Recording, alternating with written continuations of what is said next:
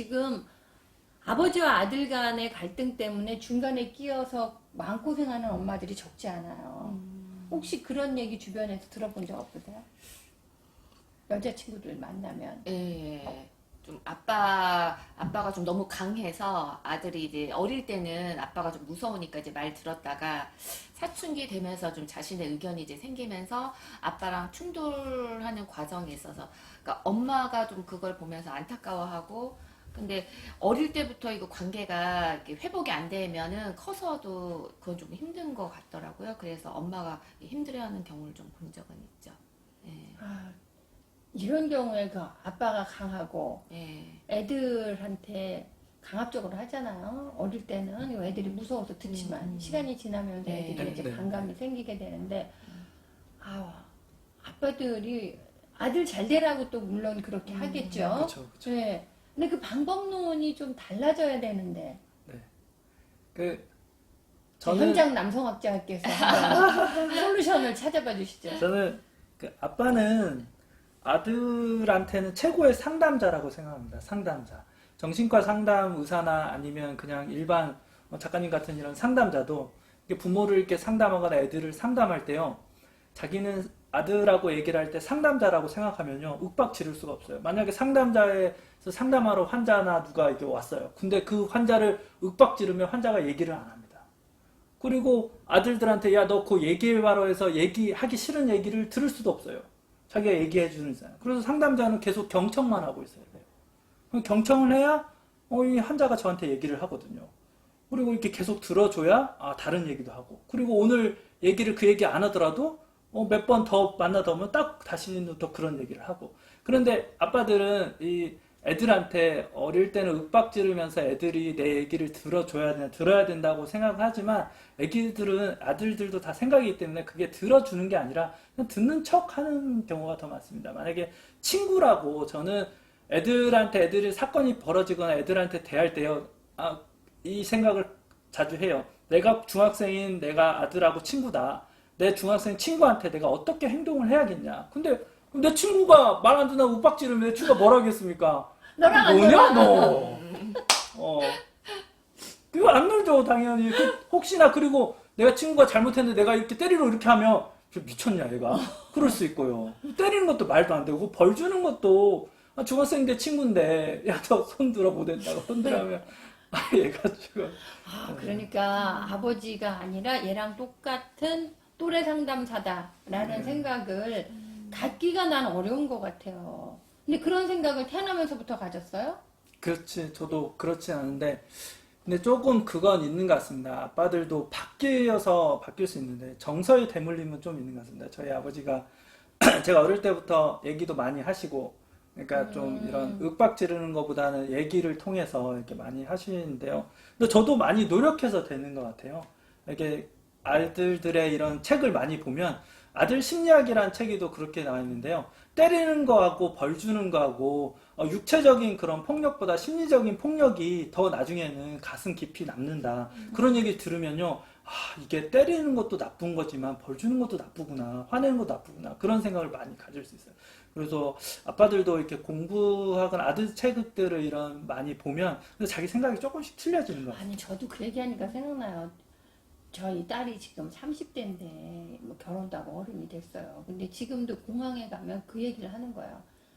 자기가 이렇게 짐 실은 카트를 밀고 가는데 이렇게 엄마 발뒤축을 잘못해가지고 그렇게 했는데 엄마 그때 무척 화냈다는 거예요.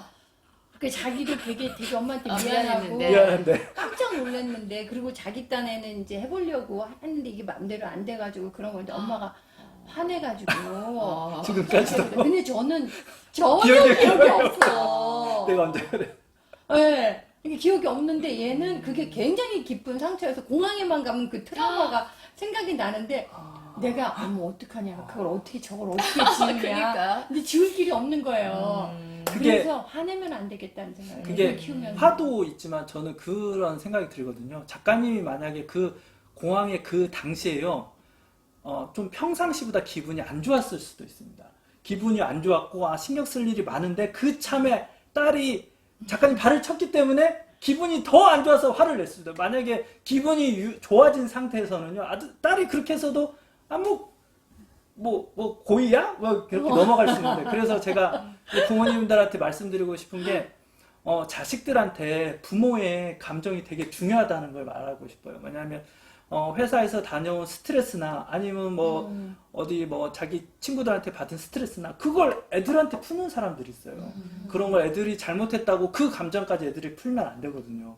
왜냐하면 우리가 제일 사랑하면서도 제일 약한 존재가 우리 자식입니다. 자식을 제일 사랑하고 제일 약해요.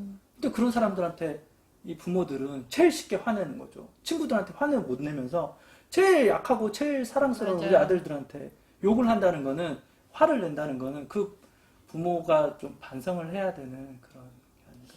정서적 폭력 그런 거잖아요. 근데 그것도 또 애들한테 뭔가 못마땅한 게 계속 쌓여 있다가 한 번 그렇게 폭발하는 것 같아요. 성혜 씨는 그런 적 없어요? 저요. 계속 전업주부로 집에 있을 때, 좀 애들 어렸을 때 이제 둘을 이제 유치원 이런 데 어린이집에 너무 가기 싫어하니까 제가 둘 다 데리고 있을 때 아마 그때 좀 짜증을 많이 냈었던 것 같아요. 그 어릴 때는 워낙 신랑이 또 바빴으니까 회식도 많고 막 유견속 회식. 그리고 뭐 골프 치는 네. 사람 막 이럴 정도로 골프. 골프에 빠져 있고 막 이럴 때였는데, 그때 조금 제가 그때 아마 좀 힘들었던 것 같아요. 둘을 다 이제 데리고 있는데, 독박 육아. 네, 네. 맞아요. 그것도 아들만 둘. 아들만 둘. 그러니까 독박 육아가 그런 심리도 제가 막 그때는 막 느꼈었고, 막 너무 힘들다 막. 신랑을 안 도와주니까 짜증나고 막 이렇게 했어서 아마 조금 그때 애들한테 짜증도 내고 했었던 것 같아요. 그래서 애들이 우스갯소리로 이제 커서 저한테 뭐라고 하냐면, 자기네 어릴 때 엄마도 골프채로 맞았다고 이러는 거예요. 내가 무슨 골프채냐고 이러니까, 뭐냐 하면 그 뽀로로 골프채 그 스펀지로 된 그 장난감이 있었는데, 제가 이제 둘이 막 싸우니까 이제 벌 주려고 저기 이제 너는 빨리 똑바로 서 해가지고 손바닥 내놔 해서 제가 그걸로 보이는 게 그 뽀로로 골프채여서 그걸로 이게 때린 적이 있었나 봐요. 저는 진짜 기억이 없는데. 그러니까 애들이 커서 계속 엄마 얘기하죠. 계속. 엄마 우리 골프채로 때렸었다고 하니까 너무 웃겨가지고, 야 너 나중에 여자친구 생겨가지고 여자친구 앞에서 그런 얘기 하지 말라고 그래서 그렇게 말했었거든요. 아니 그 뽀로로 골프채를 네. 장만해. 그래가지고 얘가 말하는 골프채가 이거다. 그러니까. 너 이거 맞아? 네. 맞지? 그것도 계약서 써놔야 되겠다. 그니까요. 애들이 엄마 놀리려고 그러는데. 놀려요. 네. 시부모님 만나면요, 아버지 어머니 만나면 애들이 그래요.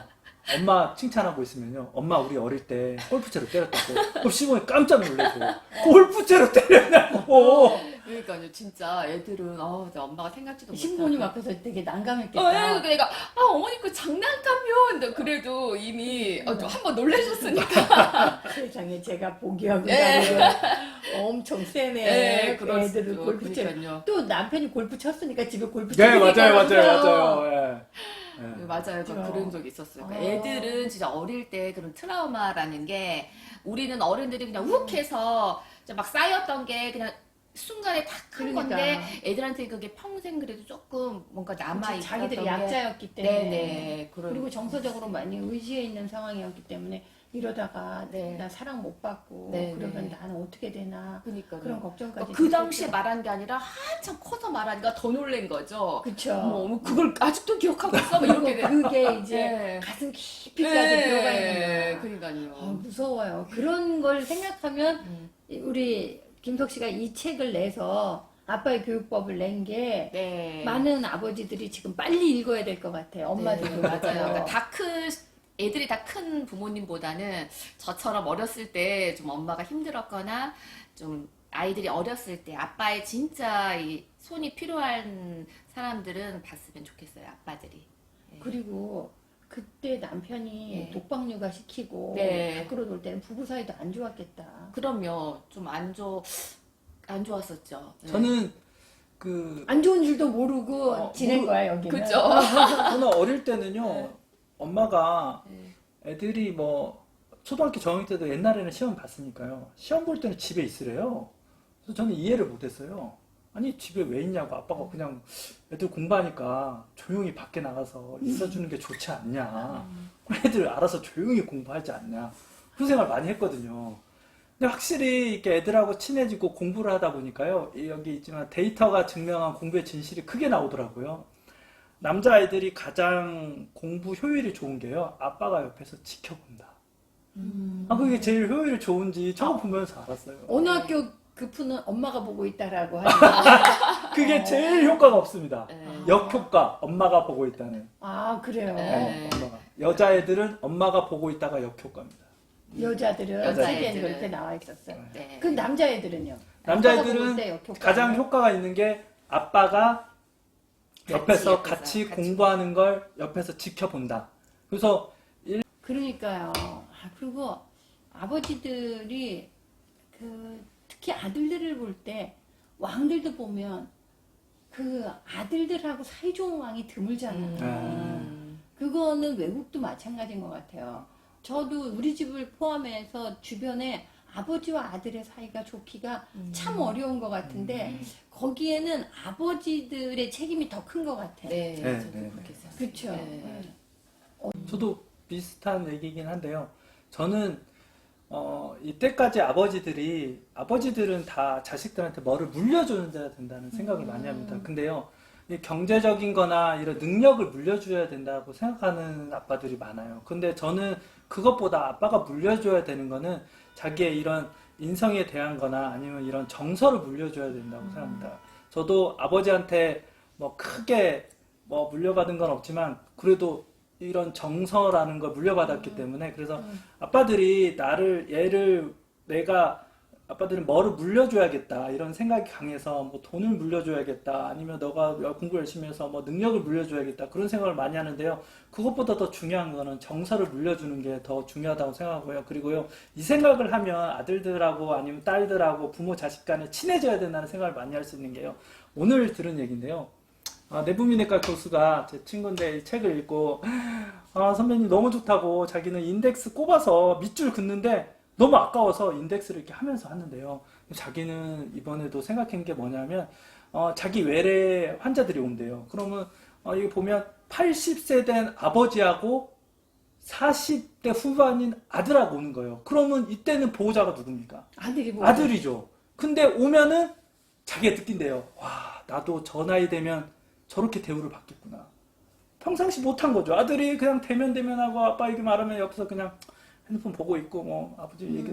근데 되게 사이가 좋은 아버지하고 아들이나 뭐 딸들 되게 사이가 좋은 보호자가 오면 저기 아버지가 잘하셨구나. 그래서 그 교수가 그랬대요. 자기가 생각했대요. 나도 우리 아들들이나 딸들한테 되게 잘해야겠다. 왜냐하면 나도 한 20년 후에는 쟤네들이 나 보호자로 병원을 데려갈 건데 병원에 가서 나를 잘 돌봐야 될 거 아닙니까? 근데 뭐 그러면 자기가 잘 하지를 못했는데 준대로 받는구나. 준대로 받는 거예요. 그래서 네, 그런 생각을 많이 했다고 합니다. 아니 그 얘기를 들으니까 저는 이제 부부 상담을 하잖아요.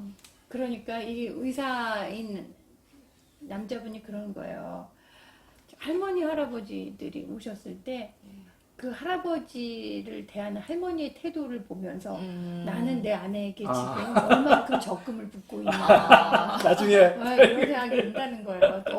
정말 그 사이좋은 할머니는 막 할아버지 나가신다고 다시 와서 혹시 나한테 더 해야 할 얘기 없냐 그리고 머리부터 발까지 한번 싹 찍는 거 돈 얼마 드냐 이런 것도 물어본대요. 근데 어떤 할머니는 약 설명해줘도 안 본다는 거예요. 그래서 할머니 요거는 아침약, 점심약이 다 저녁약 다 달라요. 그러면 아이 줘 먹고 죽기 하고서 그러면서 그냥 듣지도 않고 가져간대요. 근데 더 그 의사 선생님이 그분도 공교롭게 의사신데 좀 마음이 아팠던 건 부인한테 가서 좀 잘하려고 했더니 왜 그래 만병하면 죽는데 다시 그냥 하던 대로 해 그렇게 말해서요. 그러니까 너무 내가 내 아내한테 정말 이제 변하면은 죽기밖에 더하지 하는 존재가 됐구나. 그래서 그냥 죽는 것보다는 그대로 사는 게 내 아내는 날 완전히 마음으로부터 버렸구나 이런 생각이 들었다면서 저한테 어떻게 했으면 좋겠냐고 상담하시더라고요. 어떻게 해야 됩니까? 아니 근데 제가 그래서 말로 하시지 말고 행동으로 이렇게 하셔라. 근데 이분이 이제 그런 얘기를 하시더라고요. 당신이 조금 돈 문제에 있어서 예민했던 것 같아요. 네. 그래서 내가 환자 몇 명을 봐야 얼만데, 당신은 내 생일에 이렇게 바깥에서 외식을 하냐. 집에서 당신이 차리면 간단한데 이런 얘기를 했었다. 근데 아내가 얼마나 힘들었을까. 그래서 좀 이렇게 밖에서. 그리고 외국에 학회나 이런 거 갈 때 부인이 나도 외국 여행 가고 싶다고 이렇게 말하면 학회가 노는 데인 줄 아냐고. 당신 가서 나 학회할 동안 호텔방에 앉아서 뭐 할 거냐고. 영어도 한마디 못하면서 이런 식으로 안 갔다는 거예요. 그래서 이제 같이 가자고 그랬더니 이 부인이 그때는 아니 당신 없는 사이에 나 친구들하고 다 약속해놨는데 맞아요. 그래서 다 때가 있구나. 네. 그렇죠. 애들하고는 네. 애가 또 막 자라니까 때가 딱 있죠. 맞습니다. 이번에 이 책에 써 있는 내용이긴 한데요. 이 동네 정형외과 원장님이 계세요. 정형외과 원장님이 기러기 아빠입니다. 기러기 아빠인데요. 딸들하고 부인은 계속, 사모님은 계속 해외여행을 다니는데 정형외과 원장님은 일을 해야 되니까 이걸 놓고 못 가시는 거예요. 그래서 다 보내고 했는데 딸이 대학교 가서요. 아빠랑 이게 말다툼을 하다가 딸이 그 말을 했대요. 그 말을 하고 너무 충격을 받아서 나는 이제 그냥 나대로 살아야겠다 그런 생각. 무슨 얘기를 했냐면요. 아빠가 나한테 해준 게 뭐 있는데 시간을 공유하지 못하면서 네. 추억이 없었던 네. 거야. 그 해외여행 자기는 생각에 나는 일만 하고 너네들을 위해서 해외여행 보내주고 다 했는데 딸이 갑자기 자기한테 아빠는 나한테 해준 게 뭐 있는데. 그러니까 한국 남자들이 너무 돈으로 물질로 네, 다 해준다고. 부양자 역할을 해야 된다라는 강박에 너무 시달리는 네, 거예요. 그래서 네. 자기는 희생했는데 결국 네. 대우는 못 받고 준 거 없는 사람이 되고. 그러니까 이게 물질이라고 하는 거에 너무 우리가 이렇게 기울어 있어요. 네, 네. 그래서 돈으로, 특히 아버지들은 브레드위너, 먹을 걸 벌어와야 된다. 근데 지금 사실 절대 빈곤의 시대는 아니거든요. 근데 너무 그런 쪽으로만 생각을 했던 것 같아요. 네. 그런 남자들 주변에서 많이 많죠. 보세요? 너무 많죠. 엊그저께도 계속 이 책을 내고 나서 계속 피드백이 옵니다. 피드백이 오는데 제가 지난 친한 1년 선배가 있는데, 고등학교 선배가 있는데요. 이 책을 읽고 너 책에 되게 동의를 한다. 그렇지만 나는 지금 회사에서 이렇게 일을 열심히 해야 되고 애들하고 최대한 하려고는 했지만 너 정도는 못하겠다. 그냥 하려고 노력은 하는데 계속 핑계를 대시는 거예요. 못하겠다. 그런데 그런 것보다는 자기가 할 수 없는 거를 할 수 있는 거를 다 시간을 줄이시면 돼요. 저도 마찬가지로 저도 병원 생활에 바쁘고 저도 회식 다 합니다. 친구도 만날 친구 다 친구 만나고. 그렇지만 내가 한 10년, 20년 후에도 이 일이 필요하지 않다, 나한테는 별로 의미가 없는 일이다 하는 거는 과감히 다 쳐냅니다. 무슨 얘기냐면 쓸데없는 회식 그런 거는 다 그냥 쳐냅니다. 왜냐하면 지금 집에 가서 애들하고 1시간을 더 보내는 게 더 중요하기 때문에 그런 쓸데없는 회식을 다 쳐내고 하면 네, 충분히 애들하고 놀 시간도 많아지고 이게 있습니다. 근데 결국 이걸 해야 된다라고 하는 생각이 없으니까 그냥 할 수 없는 이유를 핑계로 이렇게 네, 되는 것 그렇습니다. 같이 느끼신다는 거죠. 예리하시다. 근데